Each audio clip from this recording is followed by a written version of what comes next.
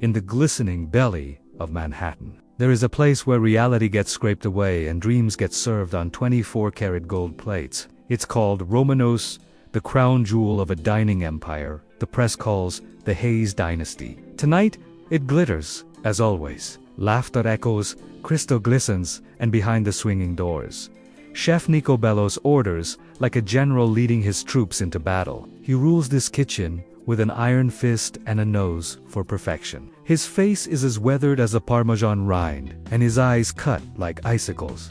There is no room for mistakes in his domain, but something is stirring in the kitchen tonight. A disquiet that has nothing to do with the simmering sauces or the sizzling steaks. A secret is brewing, simmering beneath the surface, like a hidden ingredient that threatens to turn the feast into a poison. Our story tonight begins with a guest. Not just any guest, though no. This is a man who sits alone at table 47. He is a shadow among the beaming faces, a gray cloud in a sky of celebration. His name is Nicholas Hayes. He is the founder of the Hayes Dynasty, and he watches the servers dance with practiced grace. The sommeliers pour liquid sunshine into crystal glasses, and the hostesses orchestrate the flow of faces and names. But his gaze is not dazzled by the spectacle. It's sharp, focused, dissecting, taking notes. For Nicholas, this restaurant is not just a place of pleasure. It's a battlefield where millions of dollars are won and lost with every plated dish and every satisfied sigh. He turns his attention to the kitchen. Through the glass, he sees the clock ticking like a bomb, each tick-tock marking another challenge conquered. He sees the chefs move with balletic precision, each movement honed over years of practice. But he doesn't see the sweat beading on forearms or the tremors in hands that have wielded knives for too long. He doesn't see the fatigue or the fear. He sees ghost memories that haunt him, like the specters of a forgotten past. For Nicholas, this kitchen is not just a place of culinary alchemy. It's a graveyard of dreams, a shrine to ambition. He closes his eyes, trying to shut out the symphony of clattering plates and shouted orders. He is transported back to a day much like this one, except the sun was brighter, the air was lighter, and his heart was full. He was younger then, full of dreams that shimmered like the city lights outside his window. He had a fire in his belly and a love by his side, a woman whose name was Sarah. Together, they had planned, dreamed, and schemed, working late nights in a cramped kitchen, striving to create a place that would one day bear their names. They poured their souls into every detail, turning a rundown bistro into a beacon of culinary excellence. It was a labor of love, sweat, and sacrifice, brick by brick, plate by plate. They built an empire that became a legend, but fate, like a cruel jest, snatched Sarah away, leaving Nicholas alone in a world of his own making. Now, as he sits in the heart of his empire, he feels the ghost of her touch, the echo of her laughter in the clanging of pots and pans. He sees her in the smiles of satisfied customers and feels her absence in the hollow of his chest. For Nicholas, this meal is not just a feast, it's a requiem, a celebration of a love that death itself couldn't extinguish. As the evening deepens, so does Nicholas's resolve. He has come to this place not just as a diner, but as a hunter. His prey, a mystery that lurks in the shadows of his empire, a sickness that whispers in the coughs of his chefs and the murmurs of his patrons. He has come to find the truth. Meanwhile, backstage, a different kind of drama is unfolding. Elena, Nicholas's right hand and confidant, is racing against time. Her movements are swift, precise, driven. She's been a part of the Hayes Dynasty since its humble beginnings. She's seen dreams take flight and watched the sun rise and set on countless business deals. But this task is different. There's a tremor in her fingers as she types, a haunted look in her eyes that has nothing to do with the flickering computer screen. For Alina, this is not just a matter of gathering data, it's a journey into the heart of darkness, a descent into the abyss where dreams go to die. Her screen flickers to life, revealing a labyrinth of numbers and codes. These are the lifeblood of the empire, the pulse of the business. But to Elena, they are more than figures on a screen. They are stories frozen in time, dailies of triumph and tragedy. success, and struggle. With each click, she delves deeper into the maze, searching for the thread that leads to the truth. Then there's Bailey, a young waitress whose life revolves around the rhythm of the restaurant. She's a survivor, toughened by the harsh realities of life on the streets. For her, this job is more than just a paycheck. It's a lifeline, a shield against the storms that rage outside these four walls. But tonight, the storm is here, raging within the very heart of the restaurant. She's just delivered a meal to table 47, a regular spot for a mysterious, unassuming man who seems to blend into the background. But Bailey knows better than to underestimate him. She's seen the fire in his eyes, the intensity that burns beneath his quiet demeanor. She senses that he's not just a diner, but an investigator, a seeker of truth. Their eyes meet and Bailey feels a connection, a shared understanding that transcends their different worlds. For Bailey, this encounter is more than just a chance meeting. It's a revelation, a recognition of the strength that lies dormant within her. As the night wears on, their paths intertwine, drawn together by an invisible force. Each of them carries a burden, a secret that threatens to consume them. Each of them is searching for something, an answer, a connection, a way out. And as the clock ticks and the city lights twinkle outside, their destinies collide in a symphony of secrets, lies, and the relentless pursuit of truth. The next morning, the city wakes to the sound of sirens, the flashing red and blue lights, painting streaks of urgency onto the wet pavement.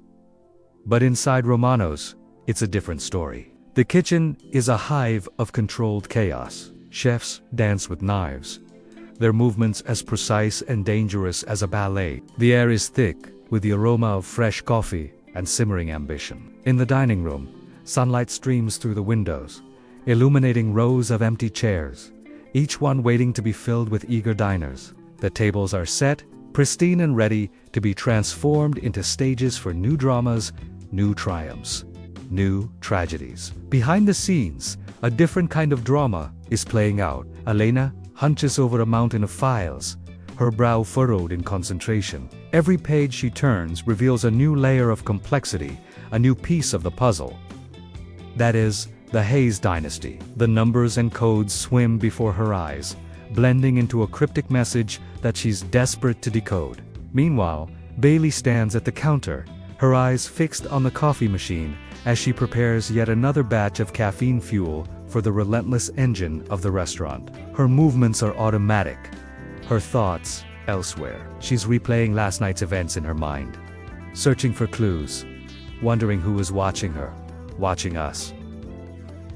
And then there's Nicholas. He's back in his office, the heart of his empire, a sanctuary from the storm that rages both inside and outside. The walls are lined with books, each one a testament to his relentless pursuit of knowledge. But today, the books offered no solace. Today, Nicholas is consumed by a different kind of mystery, a puzzle that threatens to tear apart everything he's built. Suddenly, a knock on the door breaks the silence. Elena enters, her face pale, her eyes haunted. She's not the composed, confident executive Nicholas is used to seeing. In her hands, a file trembles, betraying the turmoil within. "Nicholas," she says, her voice shaking. "We need to talk." In that moment, Nicholas knows that the calm before the storm is over. The truth, whatever it may be, is about to be unleashed. As the day drags on, the city pulses with life, oblivious to the drama unfolding within the glass walls of Romano's. Taxis honk, construction workers chant, lovers whisper sweet nothings. The city sings its timeless song, a melody of hope, dreams, and survival.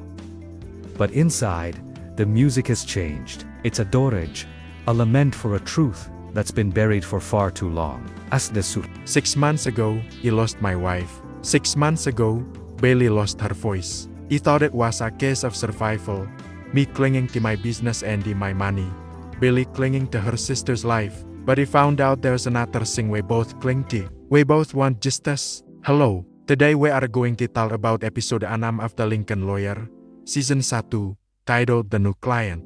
Let's get started. When last we saw Michael Haller, he was taking on what could be his biggest case yet. Jesus, a young street racer has been accused of murder. His father, Hector, runs the most successful car dealership in Los Angeles. The problem is he also owns a strip club where drugs flow freely. So Jesus could easily be covering for his dad. It all comes down to which story the jury believes. In episode 6, we see how that story plays out. After Manuel confesses, the prosecution makes a deal. Jesus gets probation and the 5 years community service, but no more jail time. On the other hand, Hector, the real killer, gets off scot-free. While that might seem like a bad result for the Lincoln lawyer, winning this case was never about the courtroom. It was always about the neighborhood. Jesus isn't some rich kid with connections. He's a regular guy whose father would put him away without hesitation. And Jesus didn't take the stand to protect his dad. He took the stand to protect himself. In doing so, he freed up Michael's schedule for a new client, Bailey, who comes to him with a peculiar request. As soon as Bailey walks into Michael's office, we know she's desperate. She's wearing the same clothes as the day before and hasn't brushed her hair. But as soon as Michael mentions Sarah, Bailey becomes more relaxed. Clearly, Sarah meant a lot to him. But why is Bailey looking for the Lincoln lawyer? To understand Bailey's motives, we first need to know about her life. Bailey grew up on Chicago's South Side. Her mother, Lula, was a proud paralegal who spent her career fighting for exploited workers. Lula believed speaking up was always the right thing to do, even if it cost them their job, but the choice came at a price. Bailey was born with autoimmune deficiency, and Lula's meager paycheck barely covered her medical bills. When Lula died, Bailey promised her mother she wouldn't be a silent accomplice anymore. But she also knew her medical care would likely bankrupt her family. So Bailey made a deal with her sister, Mia. She would take care of Mia's medical needs, and Mia would take care of her schoolwork. Even though they're only 3 years apart, Mia quickly excels academically while Bailey struggles. It's clear that Mia has talent, but she's also incredibly spoiled. She throws tantrums when she doesn't get her way and takes advantage of Bailey whenever possible. At this point, we know little about Bailey's adult life, except that she works as a waitress and lives in a rundown apartment. We can assume that her immune issues never disappeared. But Bailey's greatest obstacle is her lack of education. Unfortunately, she chose to listen to her mother, not her sister. Now that we understand where Bailey is coming from, let's return to the episode. Bailey wants Michael to represent her in a lawsuit against Romano's, the restaurant chain owned by none other than Mickey Halla's father, Joe. Bailey says that several employees have been poisoned and that she has proof. The only question is, can she provide evidence in court? And here's the kicker. Bailey doesn't speak to the police or anyone else because she's afraid of losing her job. If she loses her job, she can't afford her sister's medicine. So Bailey needs an attorney who can get the job done quietly, which is why she asks Michael for help. We learn that many of Bailey's co-workers have experienced symptoms similar to her: fatigue, fever, chills, and bloody diarrhea. Some of them even ended up in the hospital. But Bailey knows the restaurant would never admit fault. So she keeps secret the source of her illness: contaminated shrimp. One thing's for sure, this is not a case for Maggie. She thrives in the courtroom, but her strength is exposing injustice. The best way to expose injustice is through trial, not settlement. Michael calls Mickey for assistance because this case is getting political. Joe Romano wields significant power in law. If this case goes to trial, Mickey's influence could determine the outcome. But Mickey has no more interest in helping his brother. He thinks this is a classic example of a hungry lawyer trying to make a name for himself. What Mickey doesn't realize is that Michael isn't motivated by money or fame. He's motivated by a sense of duty. He feels guilty about not recognizing Bailey's situation sooner. So he tries appealing to Mickey's conscience, but it doesn't work. Mickey won't help until he gets something in return. Meanwhile, Michael prepares for the biggest negotiation of his career. He has 2 ace cards: his father's influence and his connection to Sarah.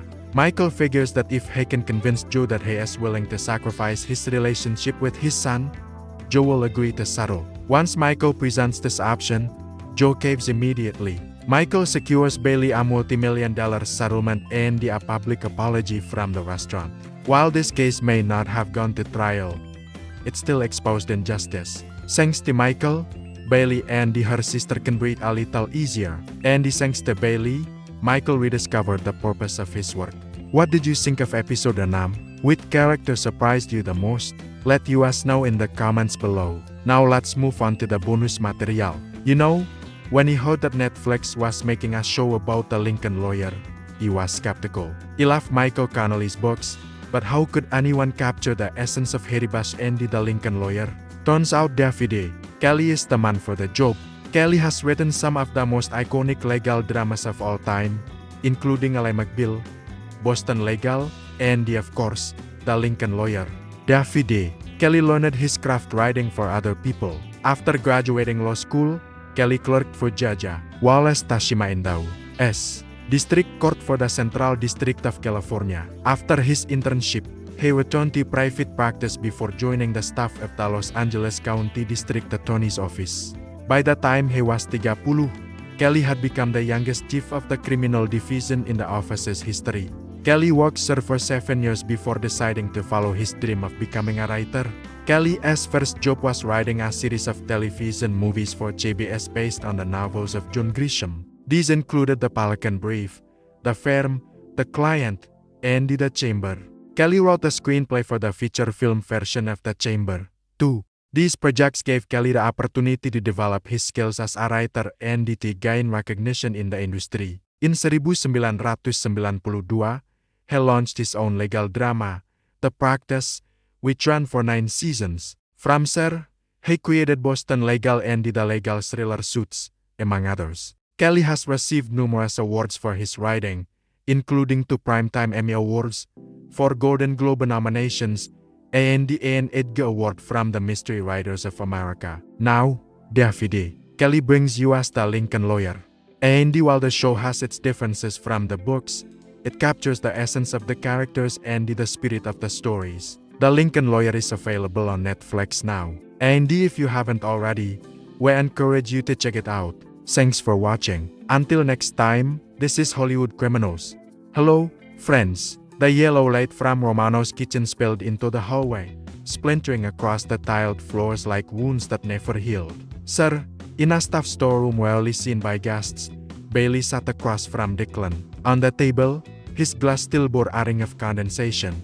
The scrap of paper from the night before had been replaced with a thin bundle of files, tied with a worn rubber band. Bailey sat down, hands trembling. You want the truth? This could destroy me and my sister. But it is the only thing that might save hundreds of others from the fate your wife suffered. Declan met her gaze. Since Sarah's death, he hadn't listened to anyone with such piercing focus. Tell me everything, he whispered. Bailey drew a deep breath. Do you know why he kept quiet? My sister Mia has a genetic lung disease. She needs medication every month that costs 10 times my salary. Clarice, my manager, knew. She said if he didn't adjust the records as ordered, my health insurance would run into problems, which meant Mia would die. She untied the bundle, pulling out neat, inked records, smudged in places. These are supplier invoices. They bought meat flagged for contamination, but Clarice forced me to relabel it as premium beef and feed it through accounting. On paper, customers paid for top-grade cuts. In reality, they ate poison. Her voice broke. Do you know what that's like? Carrying out a plate and wondering if he just handed someone a one-way ticket to there. And then picturing Mia, gasping with her oxygen machine at home. He stayed silent. He was a coward. And he hated myself for it. Declan's fingers dug into the table edge, eyes locked on the pages. In that moment, he saw her again in the hospital bed, pallid face, cracked lips, body shuddering as her immune system attacked itself. He whispered, as if to Billy and Sarah like, her death wasn't an accident. It was born of these forged numbers. Tears filled Bailey's eyes. If I speak, I lose my job. I lose the money for Mia's meds. Said yes, but if we stay silent, dozens more Sarahs will die. Tell me, which choice I am supposed to make? That moment 2 people from opposite worlds, a billionaire once at the pinnacle of power and a waitress clawing to afford medicine for her sick sister, found themselves on the same side of the table. Neither of them had known the other's story. Both of them felt utterly alone. Then grief had erased class. You're not a coward, Declan said firmly. You're a survivor. And that survival makes you strong enough to tell me this. From now on, you're not alone. Bailey laughed bitterly through tears. You think you can fight a whole system? They have lawyers, money, influence. You only have a sister clinging to an oxygen tank. You have me, Declan replied, placing his hand on the files. And you have Elena, my who knows laws better than anyone. We won't just save Mia, we'll save thousands who still believe their food is safe. Silence settled, broken only by the distant churn of dishwashers. Bailey traced a corner of paper with her finger. Do you know, he once dreamed of becoming a chief accountant? He studied accounting at community college, but after Mom died, he dropped out, waited tables for insurance. He thought if he worked hard, stayed honest, life wouldn't back me into a corner. But it turns out, Declan Chutin, eyes sharp, turns out the world needs people like you to change it. Not from university lecture halls, from these filthy kitchens. She looked at him Andy for a fleeting second, believed fear wasn't a permanent chain, believed maybe there was a way out for Mia, Andy for the unsuspecting diners. Alright, she whispered, if you truly won't abandon me, I'll show you everything. Every contract, every name, every dirty trick Clarice used to fool the inspectors. The dim light seemed to burn brighter.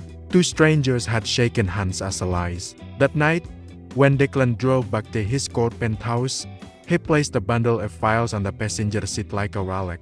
Each page wasn't just evidence of crime, it was a confession of courage, a young woman risking everything to save her sister. In the rearview mirror, he saw Bailey's eyes again, tired, but lit with a spark of hope. And he understood, this fight would not just avenge Sarah, it would turn private grief into public justice. The next morning, Declan strode into his office, a war room projected onto one wall. 5 faces stared back, all ashen. You need to see the head of food safety, he sighed, voice breaking no more argument. One of the men paled visibly. But sir, we countries don't care if we lose 100 million in fines. You want this company shut down. Every restaurant inspected, the truth made public. He turned away, eyes blazing. We're not just going for the jugular, we're dismantling the whole damn system. An hour later, Bailey stood before the board, trembling. Elena beside her, silent, Arak. When Declan entered, all eyes turned. He scanned the faces, men and the women who personified privilege and the power, men who could crush a human life with the flick of a wrist. He suggests you listen very carefully. He sighed, his gaze steady. Bailey here has given you as irrefutable proof of wrongdoings. Our first priority is ensuring public safety. That means temporarily suspending operations. A murmur rippled through the room. I agree, Elena, he continued, that we must prioritize our reputation. But I also believe we have a moral obligation to ensure our customers are safe. A woman with steely eyes spoke up. Declan, you're jeopardizing your self-worth for a vendetta. Do you even care about the damage you're doing? He looked at her, eyes hard. My sister died believing her last meal was tainted. If your conscience allows you to sleep at night, then let it. In the end, they voted to shut down the business. Declan watched as Bailey laughed, her shoulders slumped with fatigue. He knew the battle was far from over, but as the media picked up the story, a new resolve hardened his gaze. Private grief had fueled his vengeance. Public outrage would force real change. As dawn painted the sky with streaks of gray and the orange, a sleek black sedan pulled up outside the Martino residence. Stepping out, the 3 figures, Declan, Elena and Bailey, stood silhouetted against the rising sun. They were about to deliver a truth bomb that would shake the foundations of Chicago's culinary world. Inside the house, Clarice emerged from her bedroom, sleep still clinging to her eyes. She moved with the practiced grace of a seasoned CEO, pulling on a silk robe over her elegant nightgown. As she began her morning ritual, completely unaware of the storm that was about to break outside her window, Bailey took a deep breath, composing herself before knocking. Her heart pounded against her ribs like a trapped bird, each beat echoing the turmoil within. Behind her, Elena and Declan stood equally resolute, ready to face whatever lay beyond the threshold. The door swung open, revealing Clarice in all her polished glory, a vision of power and composure. Her eyes, however, betrayed a hint of weariness, a flicker of vulnerability that belied her strong facade. Mrs. Marino, Declan began, his voice echoing with quiet authority. Clarice's eyes narrowed slightly, recognizing them, yet masking any surprise she might have felt at their early morning visit. Is everything alright? Clarice asked, her tone carefully neutral. Despite her composed demeanor, Subtle signs of tension betrayed her perfect control. Her lips tightened slightly and her hands subtly clenched, betraying a hint of unease. "We have some information regarding your restaurant," Elena interjected, stepping forward, her gaze unwavering. Clarice's composure wavered just slightly, but she quickly regained her composure. "I trust you gentlemen have business matters to attend to," Clarice stated, attempting to steer them away from the topic, her eyes hinting at a veiled threat. She subtly gestured towards the door, effectively communicating that their presence here was unwelcome. Declan, however, stood firm. He took a step closer, his gaze unwavering. "We believe it's imperative that you hear this information directly from us." Realization dawned on Clarice's face, etched in the subtle lines around her eyes. She understood that their visit was not a social call. Her attempt at dismissal masked a growing sense of foreboding. Sensing Clarice's inner turmoil, Bailey stepped forward, clutching a folder that seemed to hold immense importance. "We'd like to speak with you about the incidents at Romano's," she sighed, her voice trembling slightly, betraying the weight of the contents of the folder. The mention of Romano's triggered a flash of panic in Clarice's eyes, quickly masked by a veil of composure. She regained her composure, though, Andy invited them in. Once seated, Bailey unfolded the tale, her voice gaining strength with each word as she unveiled the weight of deceit. Each revelation hung heavy in the air, each fact chipping away at Clarice's facade of perfection. As Bailey continued her narrative, her voice resonating with newfound confidence, Clarice's composure began to unravel, thread by fragile thread. The controlled mask she'd worn so expertly now seemed to slip, revealing the turmoil beneath. Elena, ever the strategist, dove deeper, weaving financial records, lab reports and the internal memos into a tapestry of irrefutable evidence. Clarice's face drained of color as the full scope of their accusations became clear. As if summoned by their words, a swarm of police officers descended upon Romano's, converging on the restaurant like a pack of hungry wolves. The once vibrant establishment was now a crime scene, cordoned off with yellow tape and swarming with investigators. Declan watched intently as Clarice was led away in handcuffs, her head bowed, her shoulders slumping. The sight was both surreal and sobering, a testament to the long and arduous journey that had brought them to this point. In the days that followed, the media frenzy reached a fever pitch. Headlines blurred the downfall of Chicago's beloved chef, each article peeling back another layer of the deceit that had stained Clarice's legacy. Amidst the whirlwind of activity, Declan found solace in the simple routine of his carpentry shop, the familiar scent of sawdust and the varnish grounding him amidst the chaos. Working tirelessly, he breathed life into wood, crafting each piece with meticulous care, seeking refuge in the rhythmic dance of his tools. News of the raid and Clarice's arrest sent shockwaves through Chicago's culinary community. Chefs, critics and patrons alike grappled with the realization that one of their own had been ensnared in a web of deception and danger. As the dust settled on the immediate aftermath, a profound sense of loss and disillusionment settled over the city. The vibrant culinary landscape now bore the scars of betrayal. But amidst the wreckage, stories of resilience and triumph emerged. Restaurants that had remained silent for fear of retribution now lifted their voices, sharing tales of their own struggles and the triumphs over adversity. In the heart of this turmoil, Declan found solace in the steadfast laugh of his family. His children, once wary of his dangerous quest, now rallied around him, offering support and the understanding, their innocent gestures mending the wounds that even time couldn't heal. Bailey, too, discovered strength in the warmth of her community. The whispers and the pitying glances turned into nods of respect and the admiration as she stood tall in the face of adversity. Dancer was Elena. She threw herself into her work, spending hours poring over documents and the records, determined to build an airtight case against Clarice. Her determination was unwavering, fueled by the memory of Sarah and the hope of justice for her friend. The shared grief and the determination forged an unbreakable bond among them. They were united not only in their pursuit of justice, but also in their healing. They leaned on each other, sharing stories, laughter and tears, finding solace in the knowledge that they were not alone. Yet, despite these glimmers of hope, shadows still lingered. The road to recovery was long and winding, filled with unexpected twists and turns. There were days when the pain of loss threatened to consume them, when the memories of Sarah and the ordeal loomed too large. One evening, as the sun cast long shadows across the city, Declan found himself drawn to a quiet corner of the park near where Sarah had worked.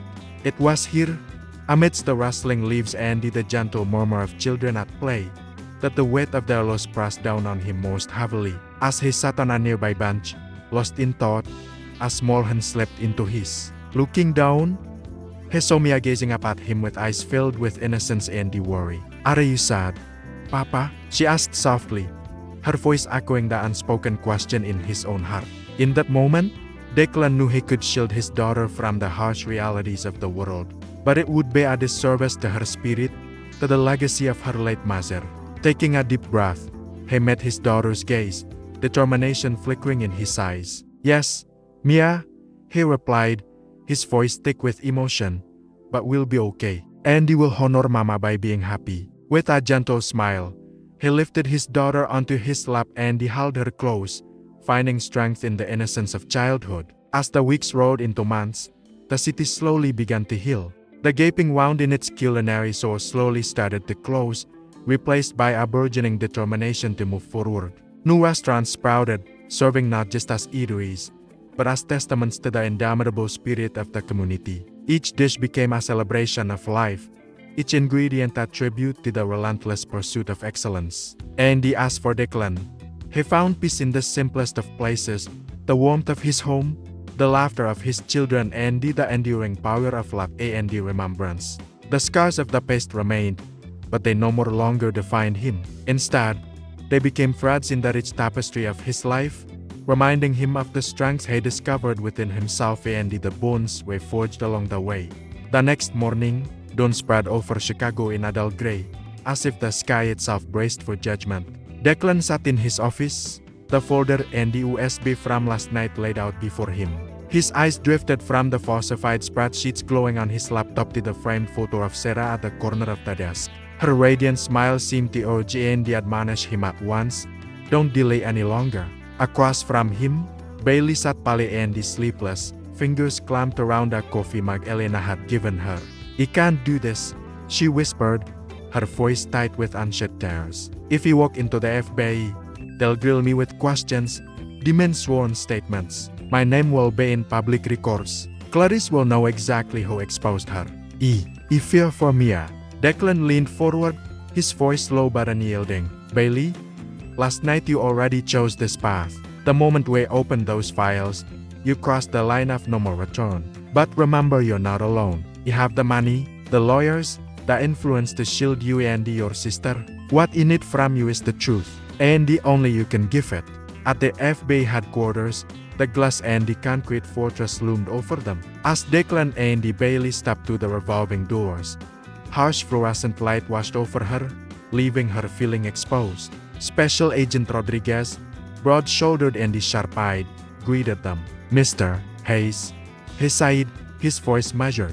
"We've heard of you, but we didn't expect this meeting. Follow me." The interrogation room was bare metal table, 3 chairs. Declan slid the USB and the folder across. "These prove that Clarice Smith and the others deliberately purchased contaminated meat, falsified records, and the buried inspection results. I believe my wife died from that very supply chain." Rodriguez skimmed the documents, his eyes flashing. He signaled for a technician to load the USB. Within minutes, the data confirmed it. Forged invoices, fraudulent signatures, direct orders. Rodriguez's voice hardened. "This isn't just fraud. This is racketeering, organized crime." Bailey's voice trembled. "Andy, what about me? I was forced to alter the books. That makes me an accomplice." Rodriguez met her eyes. "No more. You're a key witness. The evidence shows coercion. If you fully cooperate, we can put you and your sister under witness protection. But you must be ready, Clarice will strike back." Hours of tension but at a small apartment. Bailey sat by Mia's bedside while Declan and Elena strategized with attorneys. Her phone buzzed constantly, unknown numbers, anonymous texts. "Stay silent if you want your sister alive." Her grip tightened around the phone, dread flooding her. But glancing at Mia resting with color slowly returning to her cheeks, she heard her mother's words echo. "Don't let fear turn you into a stranger to yourself." Bailey whispered, more to herself than anyone. "I'll keep going. Even if my voice shakes, I'll keep speaking. The closed door. Elena convened a session with federal prosecutors and the FBI agents. On the walls, diagrams of financial flows, red arrows linking suppliers and the shell companies. Declan pointed to a scarlet line from Riverside Beef to Romanos. This is the origin, but she laundered the money through layers of ghost forms. We need to map the entire web. An agent nodded.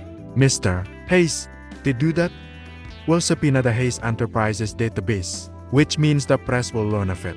Are you ready for your name to be tied to the largest food scandal in U.S. dining history? Declan didn't hesitate.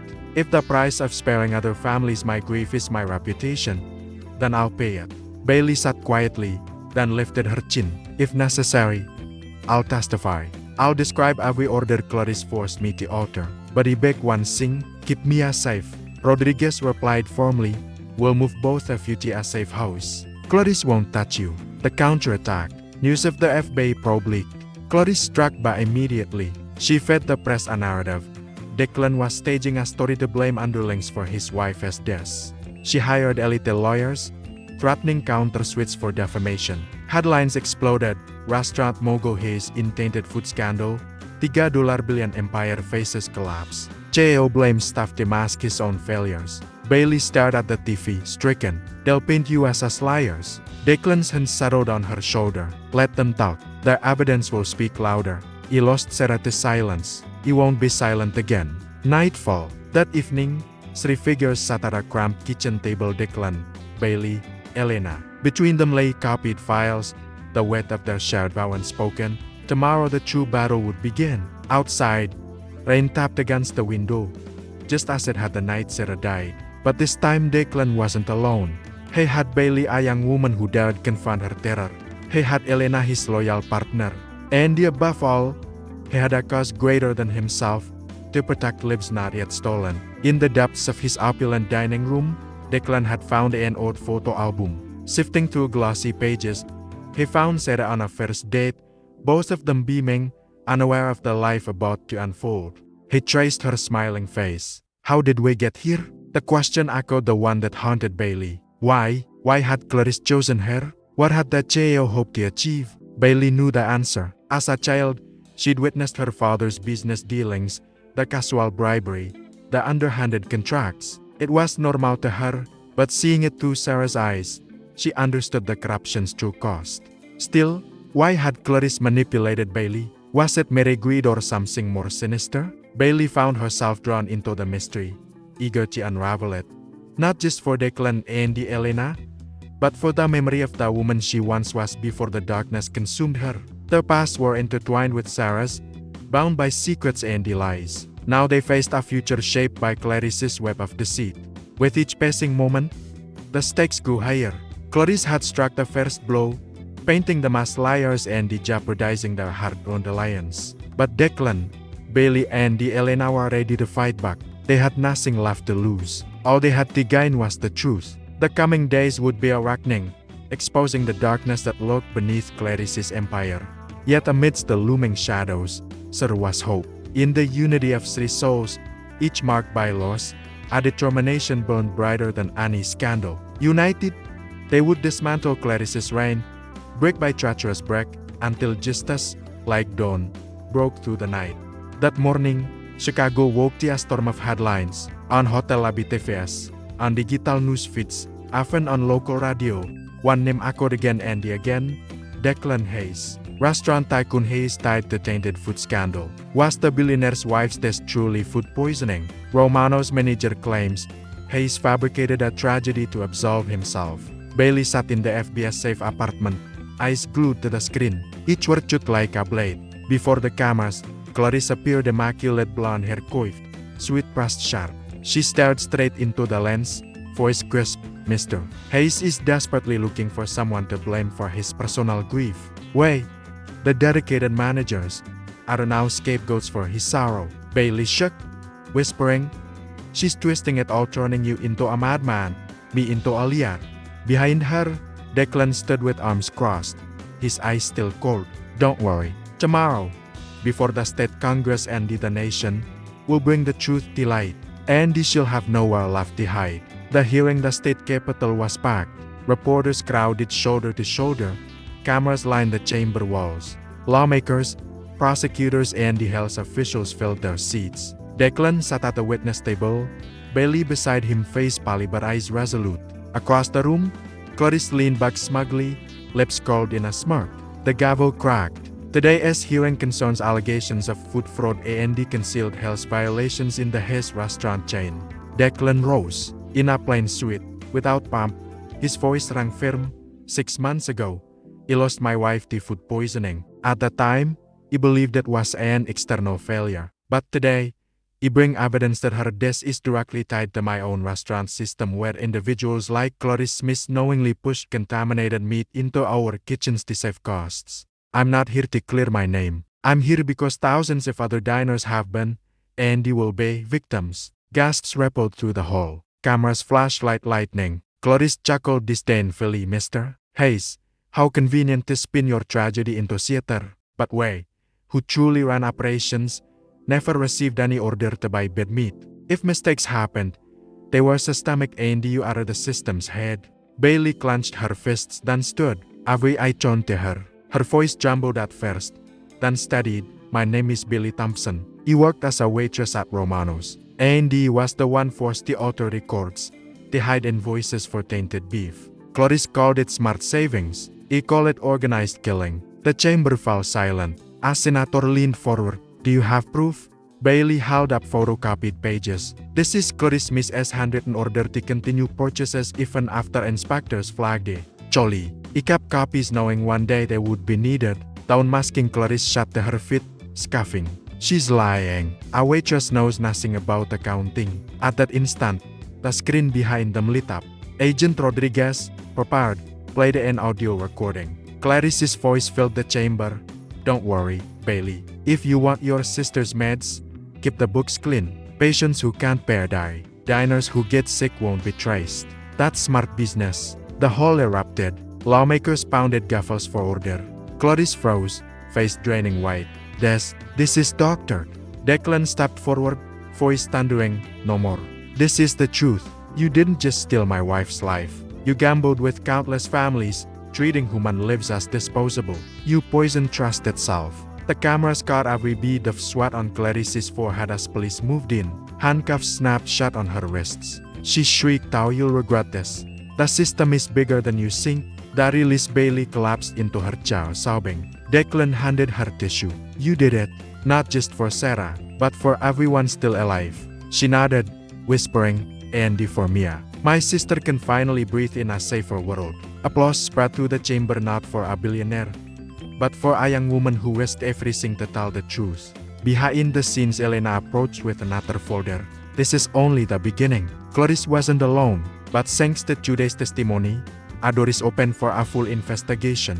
Declan glanced toward Bailey, who smiled faintly as she answered a call. Mia's laughter bubbling through the phone. For the first time in months, hope warmed him. The war wasn't over, but at last, he was on the right battlefield. Epilogue. 2 years later, the city buzzed with a different kind of energy. A new food hall bustled, its glass doors opening onto a vibrant park. Inside, under the banner from our table chairs, rows of vendors offered fresh, local produce. Bailey stood among them, smiling.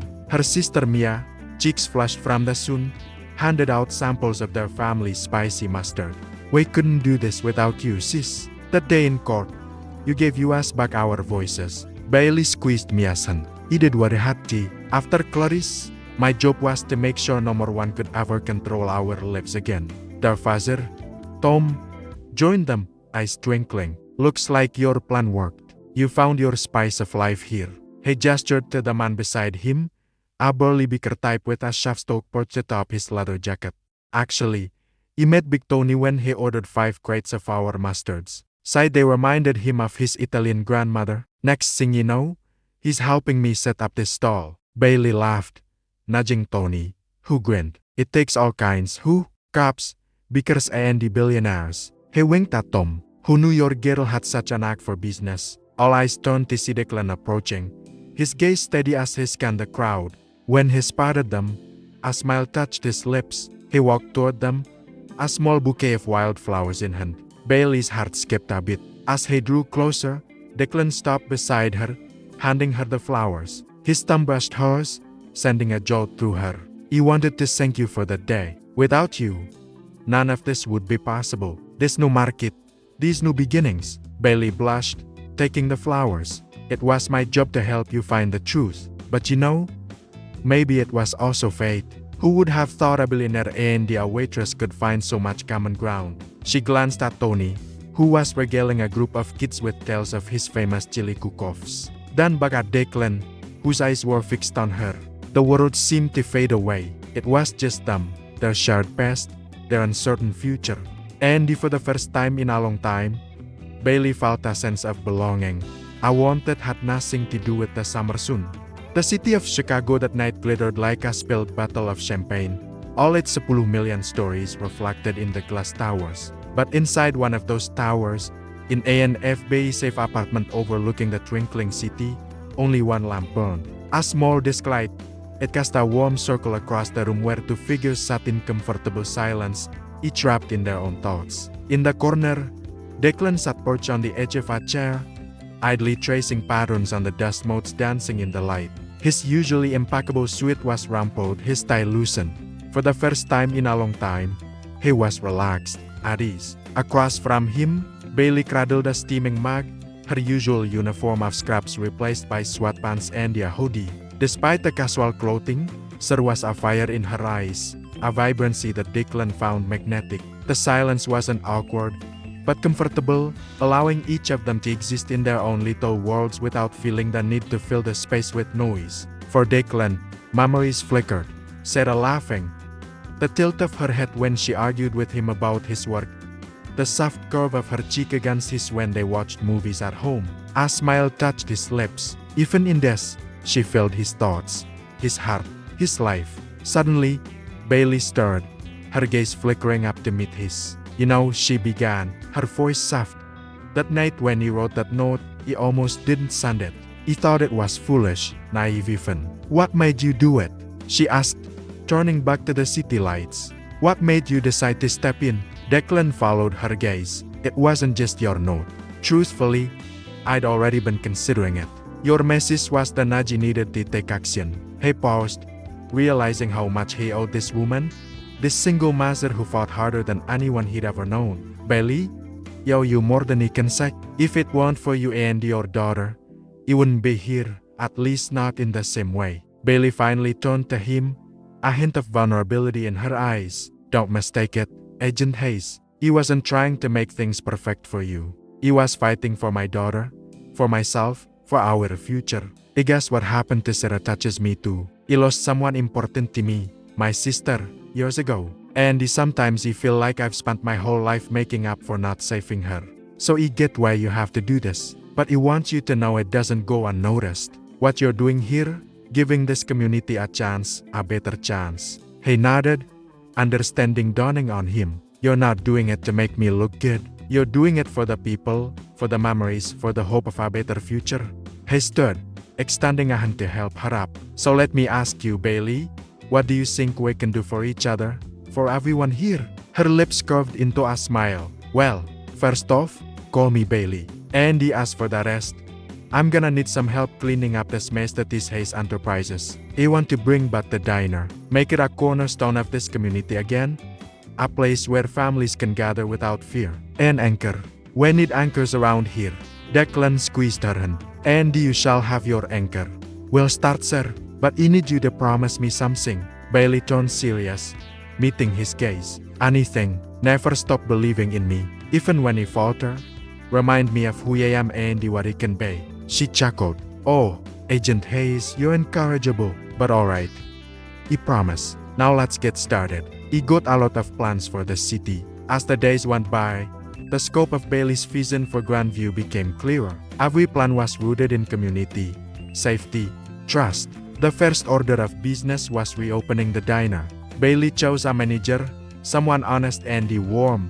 Andy personally retrained the chef, instilling confidence and joy back into his tired eyes. Slowly, customers returned, drawn in by the familiar aroma of coffee and the comfort food. Meanwhile, Declan plunged into reshaping Hayes Enterprises. With each passing day, He shed another layer of the old corporate skin, embracing transparency and the ethical conduct.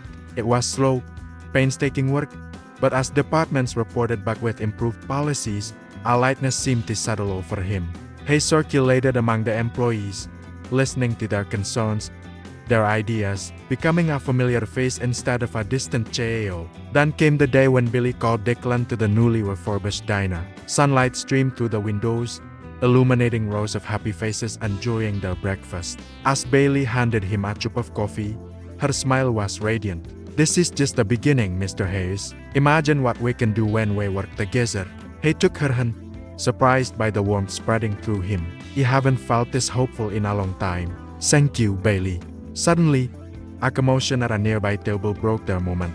Two men were arguing loudly, attracting the attention of other diners. One man, clearly intoxicated, slammed his fist on the table. "You think money can solve everything? You're wrong. It can't bring back what's lost." His words hung heavy in the air, striking a chord with Declan and Bailey. They exchanged a glance, understanding the pain behind the stranger's words all too well. As the men continued to argue, Bailey rose from her seat, determination in her eyes. "Declan, I need you to come with me."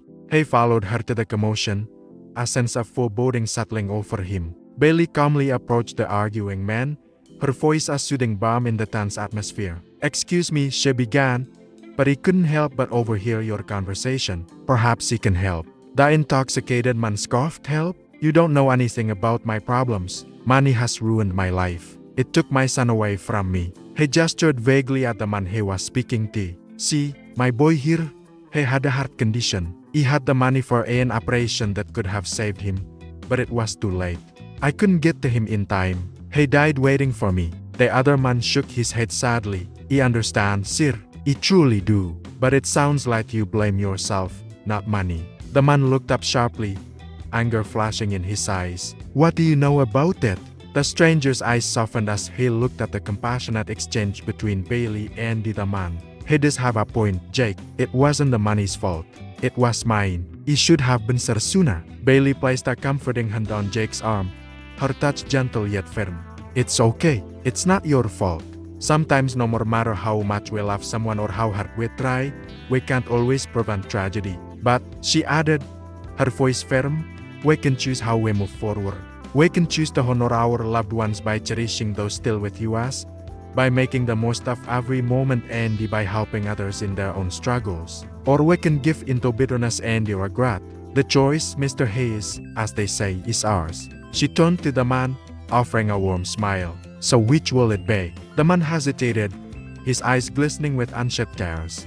Then slowly, a flicker of resolve returned to his gaze. "I think," he whispered, "you want to try to honor my son. To do that," he looked at Bailey and Declan, gratitude evident in his voice. "Thank you. Thank you for helping me see that." As Declan and Bailey walked back to the safety of his enterprises, the weight of the day's events settled upon them. Hand in hand, they stepped into the safety of Declan's office, a sanctuary amidst the bustling city. The walls were lined with bookshelves, each holding countless volumes, while sunlight streamed through the large windows, bathing the room in a warm glow. It was here, surrounded by the quiet promise of knowledge and the comforting embrace of the afternoon sun, that Declan finally allowed himself to speak. "Bailey, I wanted to thank you for showing me the importance of living in the moment, for reminding me that life is more than chasing profits and the power. You've shown me the strength in vulnerability, the courage in empathy." He paused, searching for the right words to express the profound impact she'd had on him. "You've taught me that sometimes the greatest wealth is the connections we make, the lives we touch and the love we share." Bailey's eyes glistened with emotion as she met his gaze. "Declan, you've taught me that one person can make a difference, that someone who seems untouchable can reach down and help lift you up. You showed me that the best revenge is a life well lived." The hands tightened around each other, their fingers interlacing like vines on a trellis.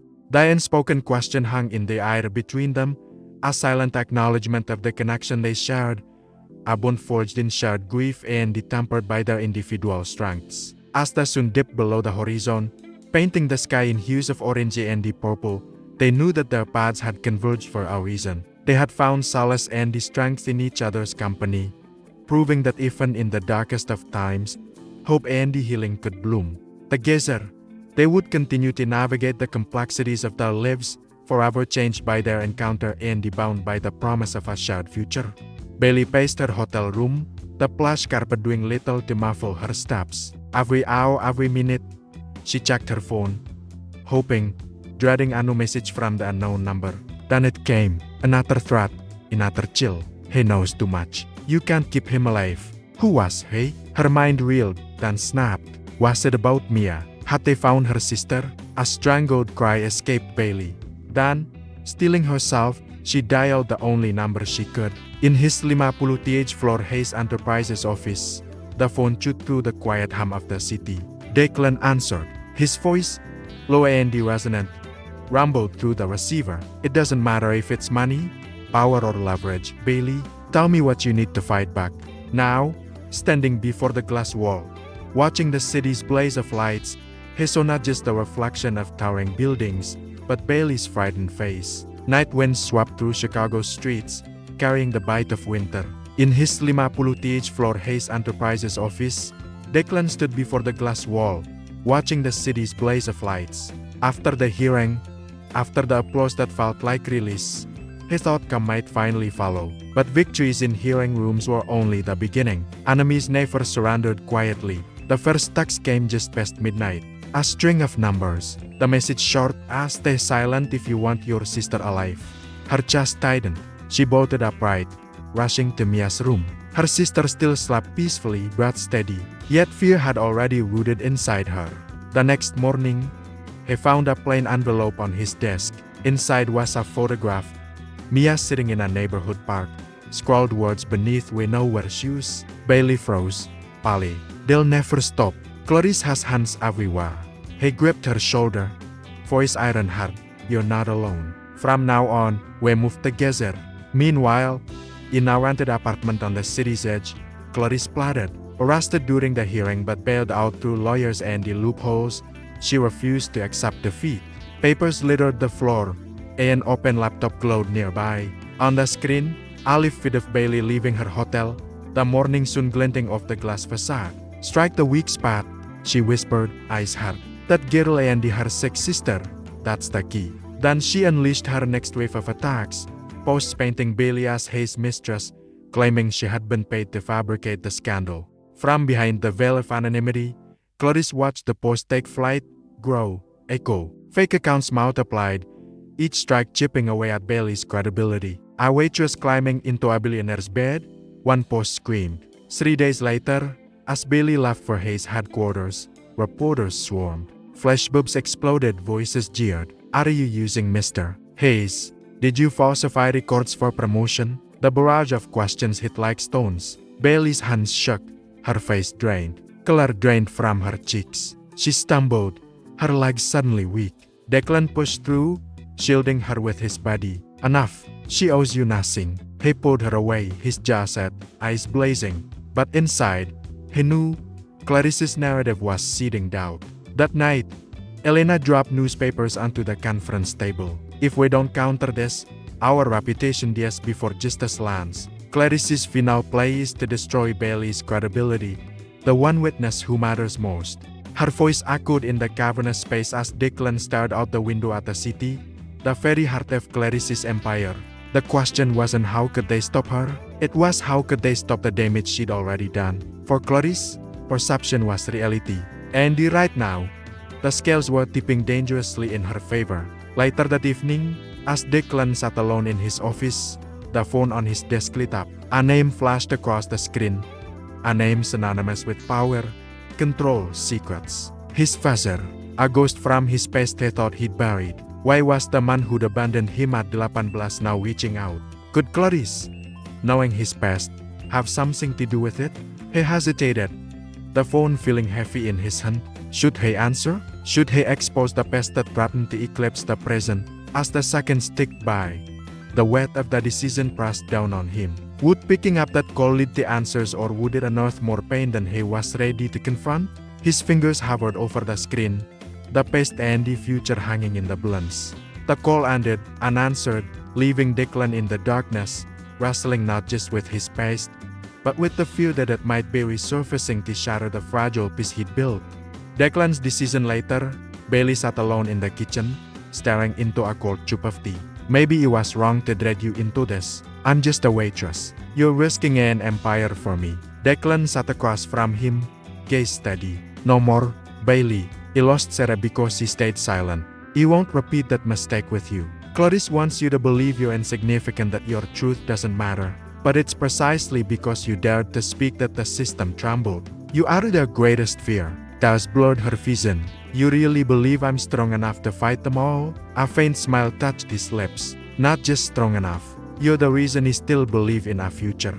Then, as if the night had been rehearsing for this moment, the lights went out, plunging them into darkness. The break in the next night, security cameras caught a shadow creeping into Hayes' headquarters. A lone figure slipped through an unlocked window, moving with practiced ease. He made his way to the accounting office and he started working on the safe, punching in a series of numbers. Moments later, the heavy door swung open and the man slipped inside. He placed a small device on the safe's interior, then backed away, pressing a button on his phone. The room hummed as data streamed from the safety and external hard drive. The man grabbed the drive and he vanished into the shadows, disappearing into the night.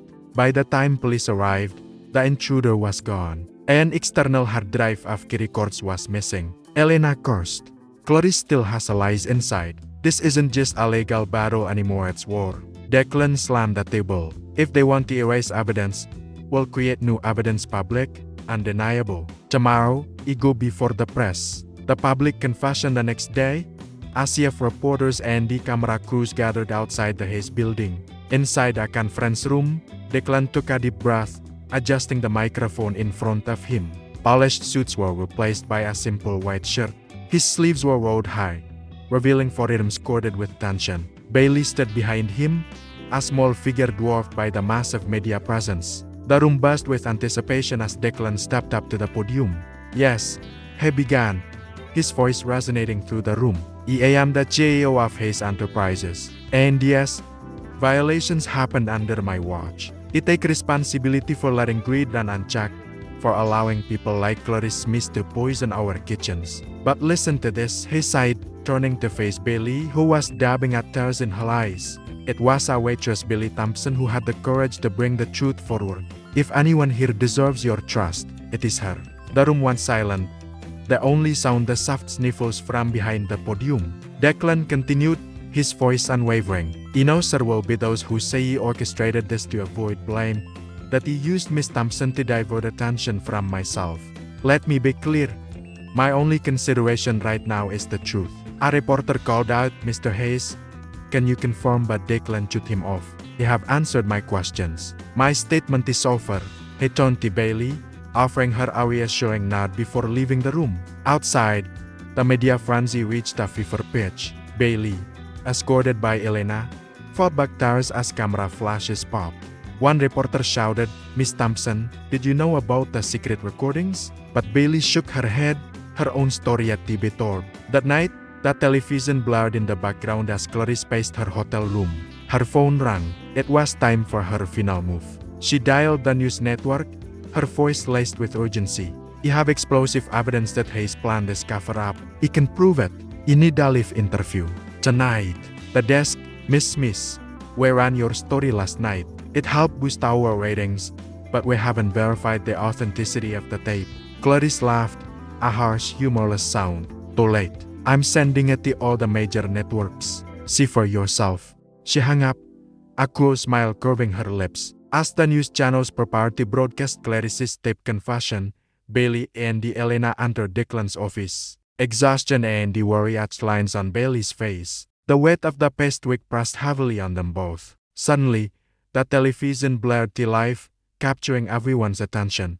Clarice appeared, her face pale and drawn. She spoke in hushed tones, laying out her accusations against Declan. As Clarice spoke, Bailey's heart sank. Was this the end? Would Declan's empire crumble along with his reputation? Or would the truth, as always, find a way to shine through?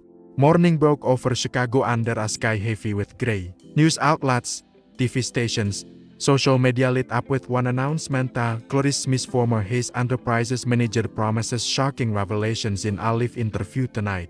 Public opinion splintered. Some dismissed it as the desperate thrashing of a sinking ship. Others wondered uneasily, did she really have proof to turn the tables? Inside Hayes Enterprises, Declan tapped his fingers against the desk, eyes fixed on the scrolling headlines. Across from him, Bailey whispered, if she spins a false story well enough, everything we've built could collapse. Elena dropped a thick file onto the table. Then we don't let her control the stage. If she goes public, so do we. This time, with evidence so solid she can't wriggle free.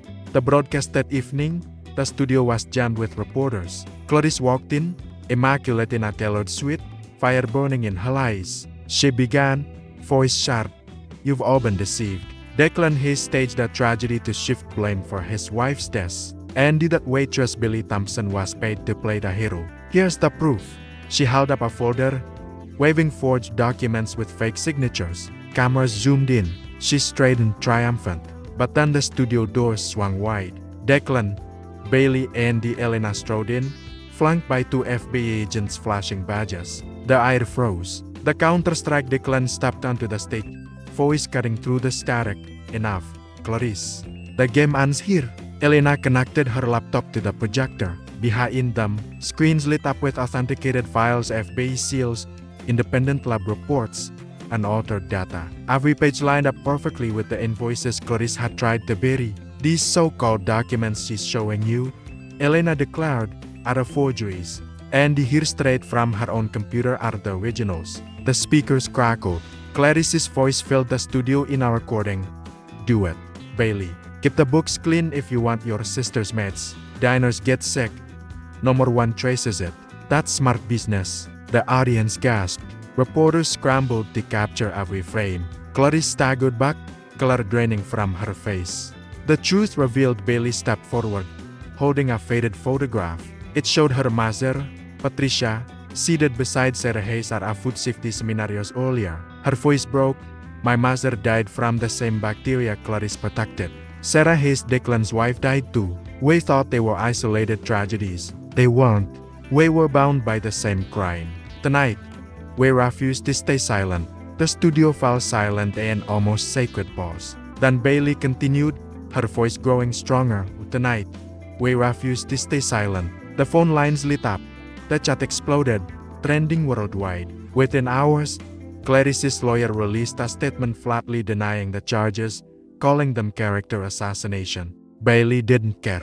She'd crossed a line, broken the silence, and she wouldn't back down. The battle was far from over, but for the first time in a long time, Bailey felt a glimmer of hope. Maybe now people would finally understand. Maybe they'd see that what they thought they knew wasn't the whole story. In the war of public perception, the truth was a weapon, and she was just getting started. The fight for justice was far from over, but tonight, they'd won a small victory. Together, side by side, they faced the darkness, ready to expose every last shadow. As the night wore on, more pieces of the puzzle fell into place. The forged documents, the hidden recordings, the web of deceit spun by Clarice Smith began to unravel. With each passing moment, the truth shone brighter, casting long shadows that reached far and wide. For Declan and Bailey, it was a battle worth fighting. No more matter the cost, they'd expose the darkness that threatened their family, their business, and their city.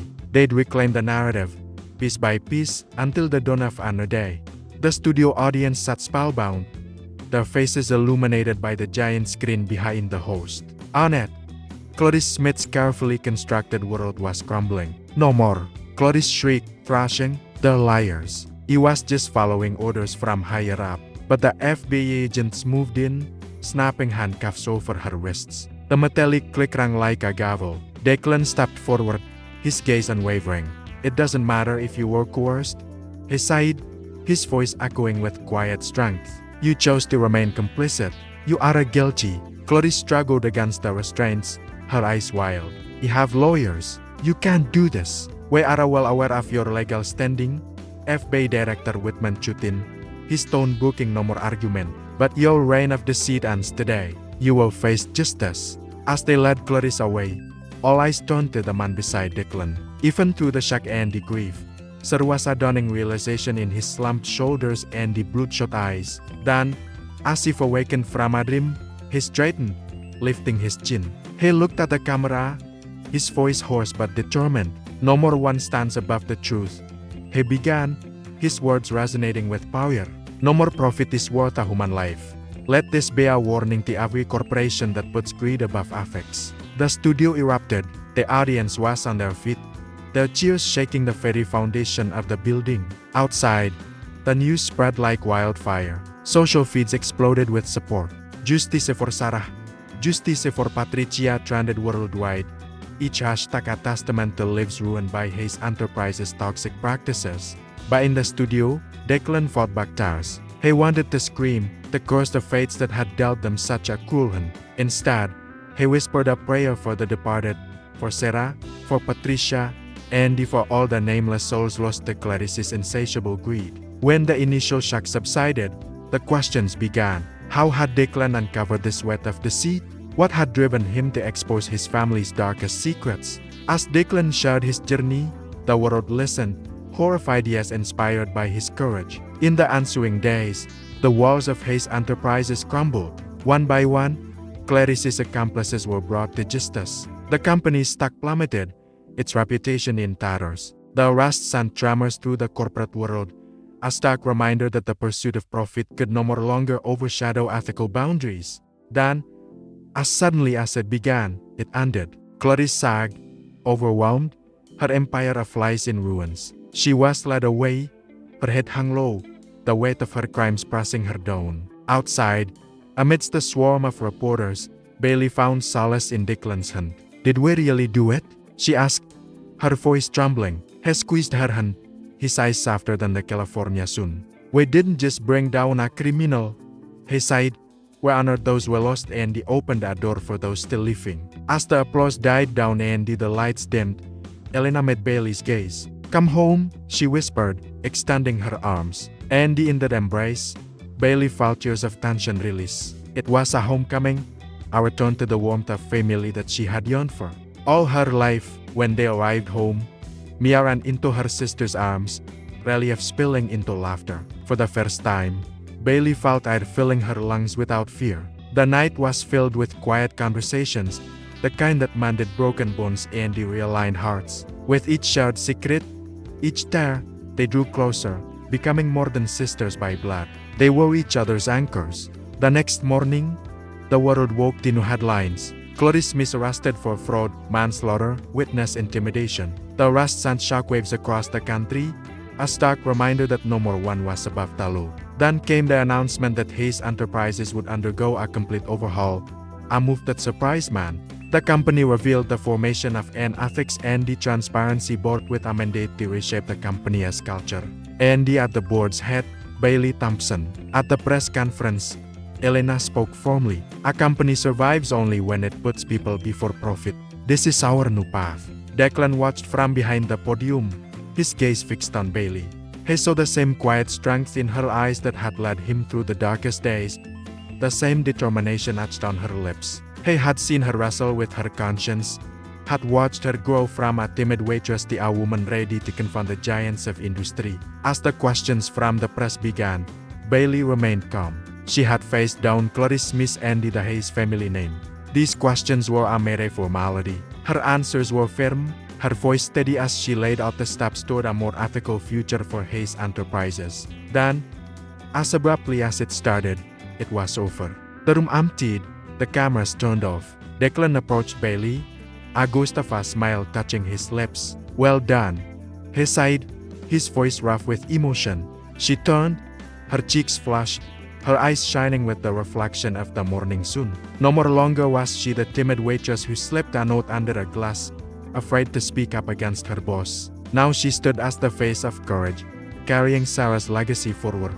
That evening, as the city lights twinkled to life, Declan made his way to the cemetery. He stopped at Sarah's grave, her name a beacon in the gathering dusk. Kneeling, he laid down white lilies, their fragrance a whisper of memory. "We did it, Sarah," he murmured, his voice thick with emotion. "Your name will not be forgotten. Every life saved from now on will carry a trace of you." The wine stirred, rustling the puddles as if in reply. Declan closed his eyes, letting the memory's warmth settle around him. Meanwhile, back at the house, Bailey held Mia close, their laughter echoing in the quiet rooms. "We're out of the dark now," she whispered, burying her face in her sister's hair. "From tomorrow, we'll live for US, and for those who never had the chance to speak." Through the window spilled a steady light, illuminating her fragile but resolute smile. A new day had dawned, washing away the shadows of the past.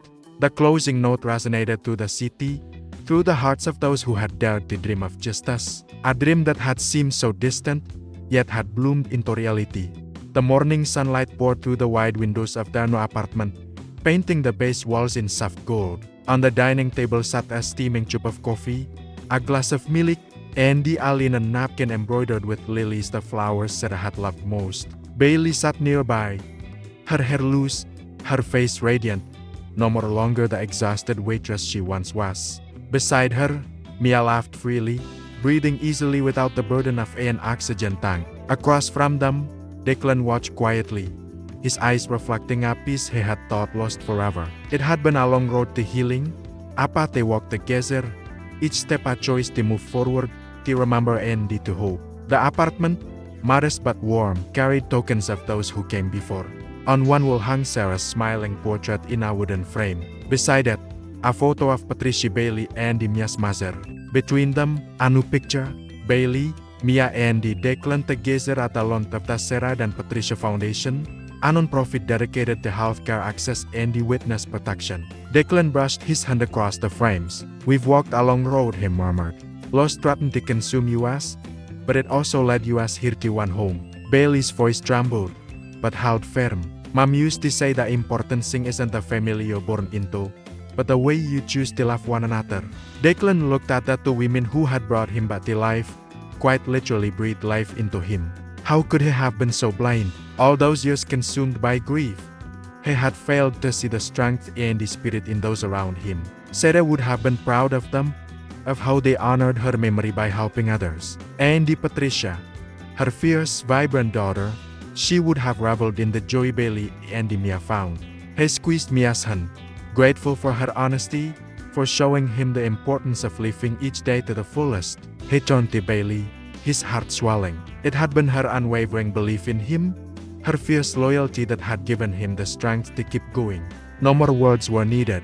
Their shared history, their grief, their struggles, their triumphs, bound them together in a love that defied definition. Family wasn't just about blood or shared DNA. It was about the connections they made, the love they shared, the battles they fought, and the unwavering support they provided for one another.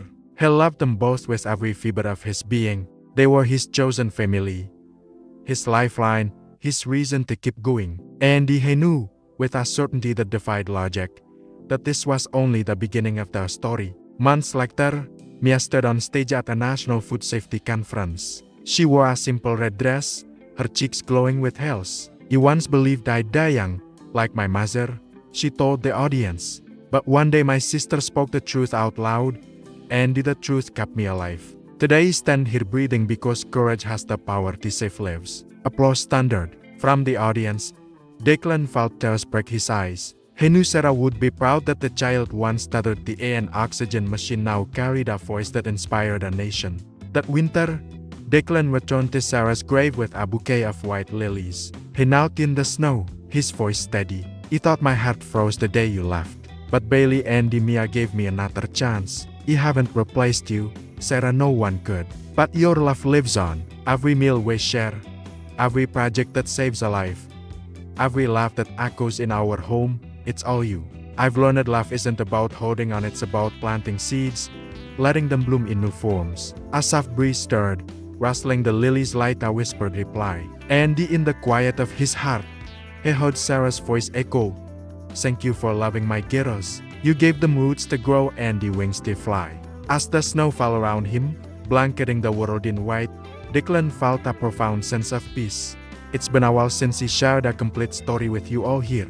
So tonight, settle in. This is the last part of the Family Table series. One evening, Elena hosted dinner at her home. The long table gleamed with simple dishes, each carrying a story, Lasagna Sarah had once failed 3 times before perfecting. Vegetable soup Patricia loved in winter. The pasta dish Billy had recommended to Declan that fateful night at Romano's. When they shared stories, laughter echoed, mingling with the clink of glasses. Mia raised her glass of apple juice, her voice clear.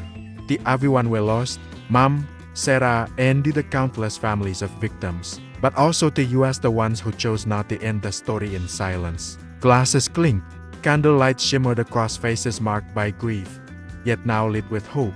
Later, after the dinner ended, Declan walked Bailey and Mia home.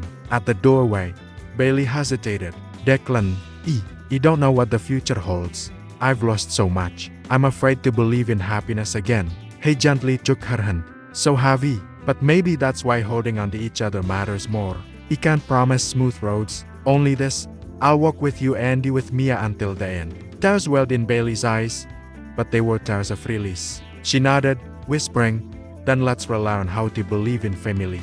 That night, tucked under the covers with us sleeping Mia, Bailey felt the tremors of Asab escaping her lips. Declan, sensing her, joined her, fitting their bodies together like puzzle pieces. He never imagined he could feel this way again, she murmured into his chest. He thought my heart had hardened into something cold and empty. He stroked her hair, his voice rough with emotion. Don't ever mistake my silence for acceptance, Bailey. You had every right to hate me, but you didn't. Andy, that is the truest miracle. Love rising from ashes. The following months flew by in a flurry of activity. With Elena's unwavering support, the Sarah dan Patricia Foundation made significant strides. More than 500 witnesses received aid, and the foundation funded medical care for hundreds of exploited workers' families. Throughout it all, Billy found solace and strength in the unity of purpose that bound her to Declan. They attended fundraising events, spoke at conferences, even traveled to Washington, D.C. to advocate for stricter labor laws. Through it, Bailey rediscovered the power of her voice. No more longer the timid girl who struggled to speak, she became a passionate young woman who refused to be silenced. One evening, after the fateful dinner, the foundation hosted its anniversary event. The room buzzed with excitement as Mia, now a confident young woman, prepared to address the crowd.